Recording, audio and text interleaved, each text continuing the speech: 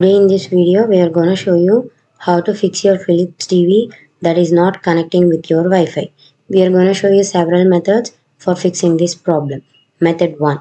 The first thing to try here is really the simplest. Just basically unplug your TV from the wall, wait about 60 seconds. Now don't be impatient. Here, wait for the 60 seconds, then plug it back in. This will reset your TV. If not cleared the problem, let's go on to the next try. Unplug your router, wait 60 seconds, plug it back in, wait for router to go online. It takes about 2 minutes, then check your TV. Method 3. This is last thing, usually will do the trick, but this is a factory reset. So we are gonna reset your TV. Go to settings or menu button on your remote, all settings, general settings, factory settings, and then OK. If this video helped you out, please leave a like and comment down below. If this worked for you, thanks for watching.